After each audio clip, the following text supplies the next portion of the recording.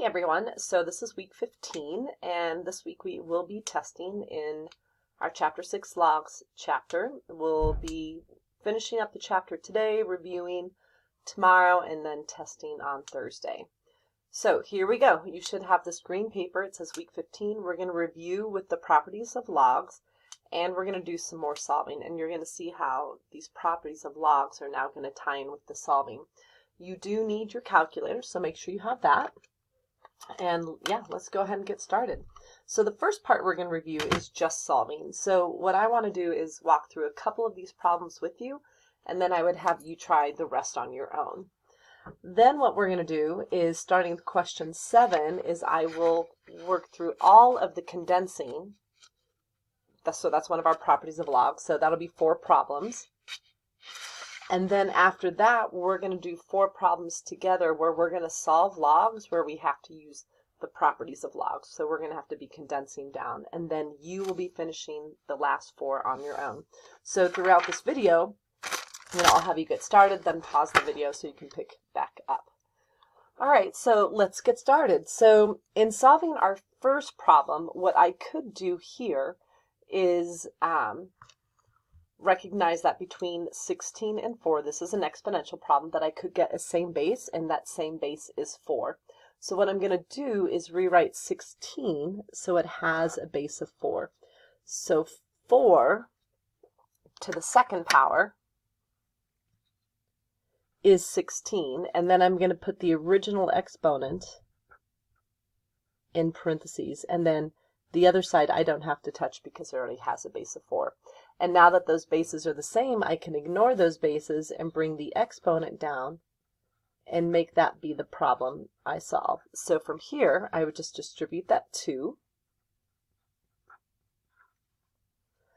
And now to solve for x, I would just add 6 to the other side. And then to solve for x, I would divide by -4. And when I'm done, I get an answer or a solution of -2. So when you take a look at the other 2 exponent problems, I won't be able to do that same option here. So instead, what I'm going to do is have to work backwards in my order of operations. And my goal is to have it just be the exponent portion. So this is my base with its exponent, so I'm going to move the 6 first. So normally I would check for addition, subtraction, but there isn't any. But the 6 is multiplying the 17 to the 3b power, so I'm going to move that 6 by dividing. And now I'm just left with the base and the exponent. So now to undo the exponent, what I'm going to need to do is to make a log. So what I do then is I log one side and I log the other side, and then I need a base of the log, and that's going to be the base of the exponent. And after the base, all logs need an argument, and that's what this part will become. This will become the argument on the left side, and this will become the argument on the right side. And then what happens are your base 17s cancel out, so you just have 3b. And then you can go to your calculator and type this in. And if you remember, that's just where you press math. You're going to scroll up. And then you can put your 17 in and your 2. And I get this decimal. So I'm going to keep the whole decimal in the calculator, but I am going to write some of it down. And now to solve for b, I can think of basically what's left. And so I'll have to move the 3 over by dividing. So I'm just going to leave this whole thing in my calculator, divide it by 3, and then I'm done. I get 0.082. If I'm rounding 3 decimal places, that's supposed to be a 2. So question 3 is going to be similar in that. Question 4, now we're working with log problems, and these are the easier problems to solve. So when you have one log on one side of the equal sign and one log on the other side of the equal sign with a common base, then you can just ignore those log bases and just focus on the arguments and have that become your math problem. So I'll let you finish that one. And then from there, what I'll do is I'll do problem 5. So problem 5 is also a log problem, but it's not like number 4. So what I'll do is I do want to isolate x, and x is part of a log right here. So I will be working backwards in those order of operations again to get, so it's just the log, so what I boxed in there. So to move that -9, I'm going to add 9 over, which gives me 1. And now, so I undid the addition subtraction. There is no multiplication or division. This is all part of the log. So now to undo the log, what I'll do is make an exponent, and every exponent needs a base. So the base of the log is going to become the base of the exponent. So 4 on this side, 4 on the right side. And then the other thing every exponent problem needs, besides the base, is the exponent.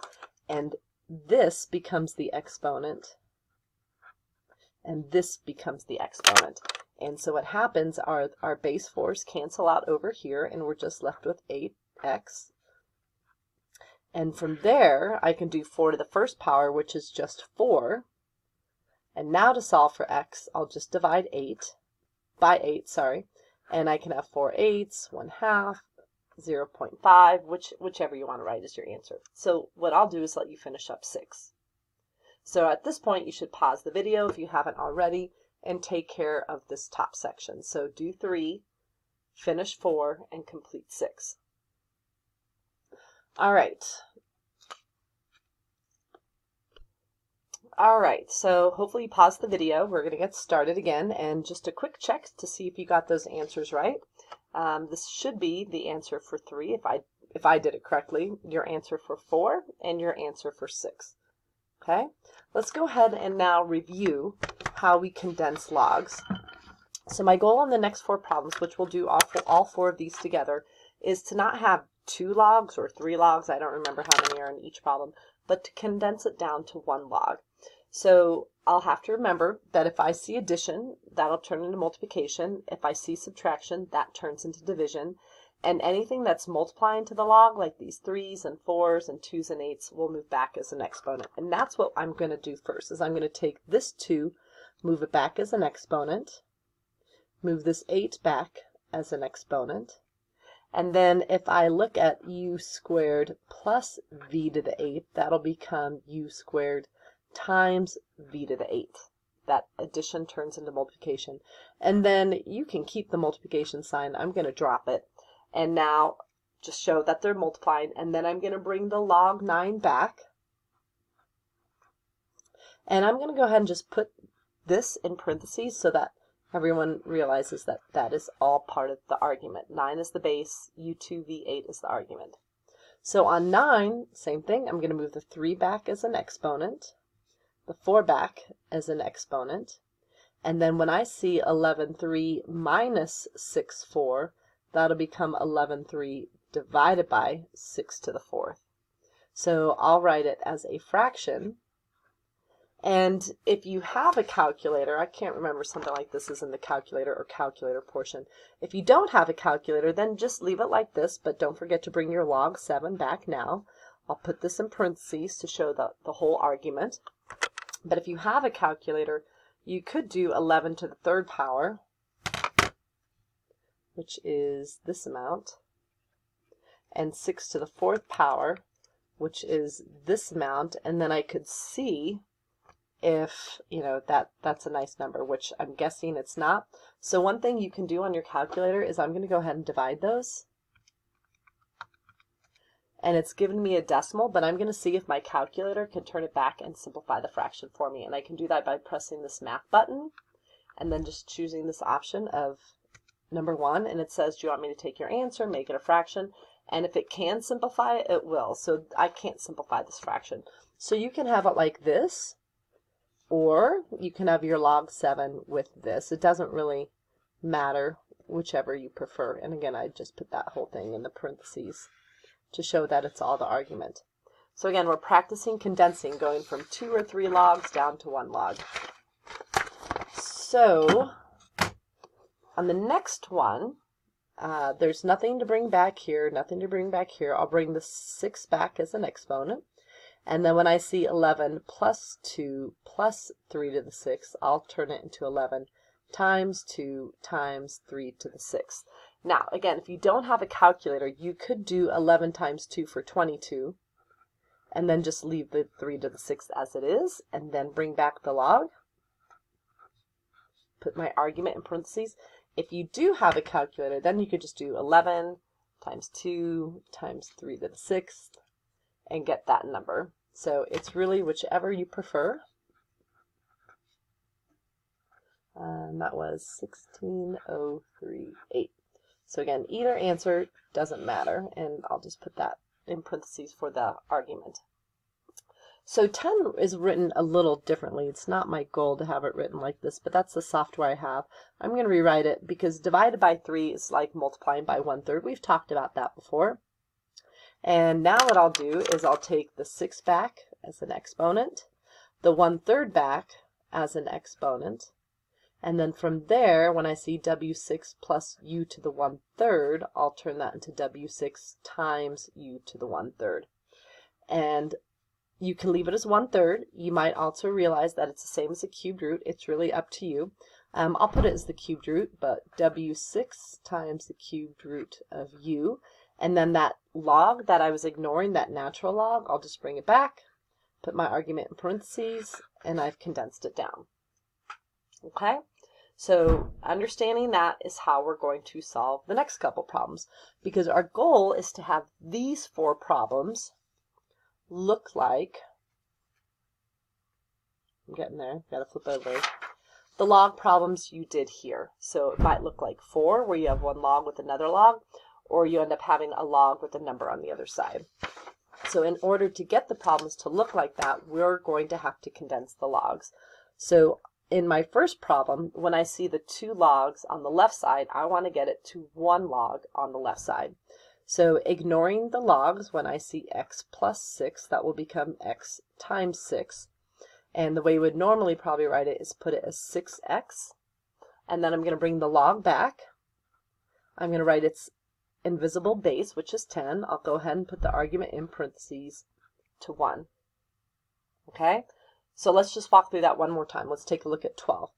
So nothing to move back. I'm just going to condense these down. So when I see x plus 8, very similar to 11, it'll become 8x times 8, which I'll just make as 8x. I've condensed it down. I'm going to bring the log back with its invisible 10 and then the 1. So from there, we would do these order of operations backwards so that we could get just to our log.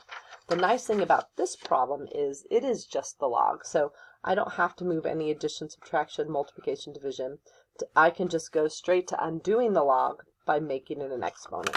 So since I'm going to make an exponent, I need a base, and the base of the log would be the base of the exponent. So I'm going to base both sides.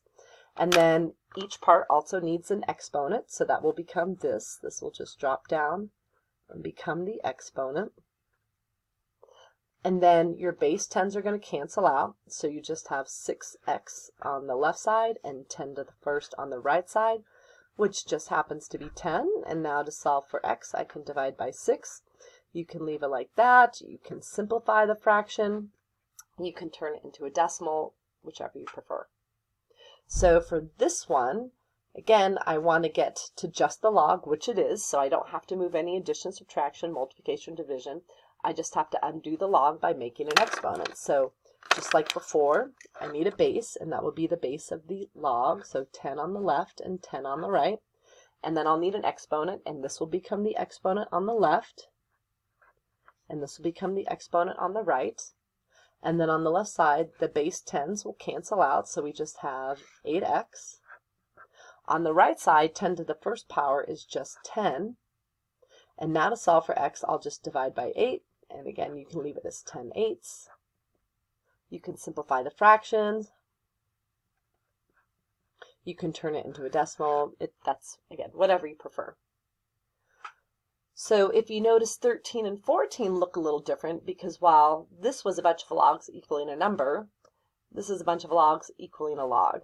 So what we're going to do is, again, get the left side down to 1 log so that when we're done, it looks a lot like this problem, 1 log equaling 1 log. So there's nothing to move back as an exponent. So what I'm going to do is look at x plus 2, ignoring the logs, minus 2, and that minus will turn into division, and I will write it as a fraction instead. And then the biggest thing that I see happen here that people forget to do is to bring the log back. So this is all part of it, and then here's the other side. And now we're ready to solve. And when you have one log equaling one log with a common base, you can ignore those logs and then just bring the rest of it as your problem. So here to solve for x, again, working backwards in those order of operations, that's all you're doing. Here, I won't be able to move my addition subtraction yet because I have a fraction. So what I'm going to do first is, since they divided by 2, I'm going to undo that by timesing by 2. And then these 2's cancel out, so you have x plus 2, and then 4 times 2 on this side is 8. And now to get x by itself, I'll just subtract 2 and I get 6. So for 14, I'm going to do the same thing.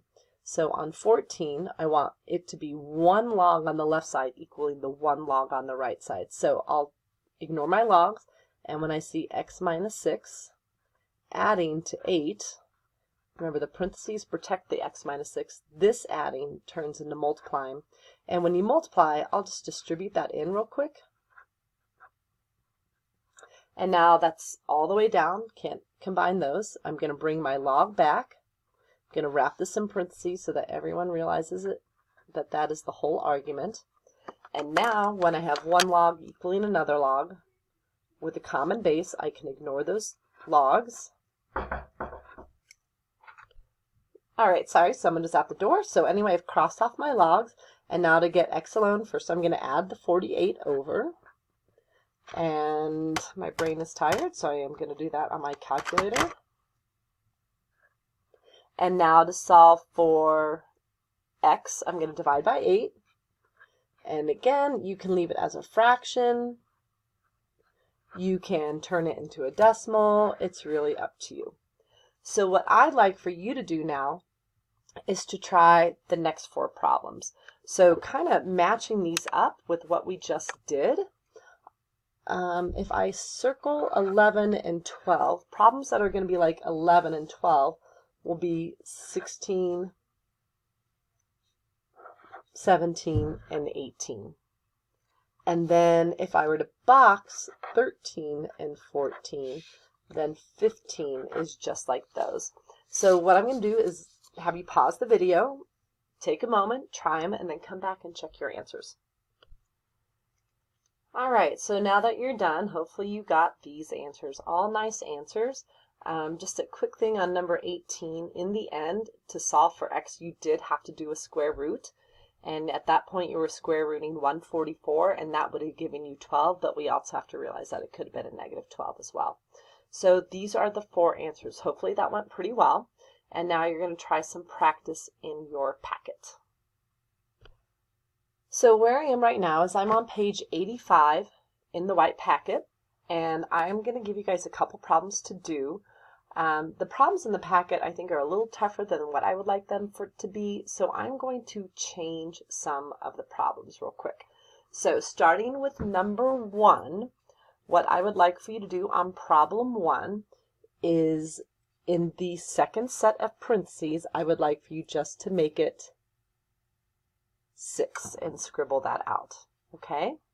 When you go to problem 2, what I'd like for you to do is to, instead of x plus 1 in here, let's get rid of the x plus 1, and let's put a 4. I'm just totally making these numbers up. Okay? And then looking at problem 3, what I'd like for you to do is to get rid of the x plus 1, and maybe make it a, well, let's make it a 5 instead. Okay? And then what I'd like for you to do on number 4 is to just all together get rid of the 2. Okay? So some quick changes there, and try these at home, and then when I see you in class again, we are going to start reviewing for the test.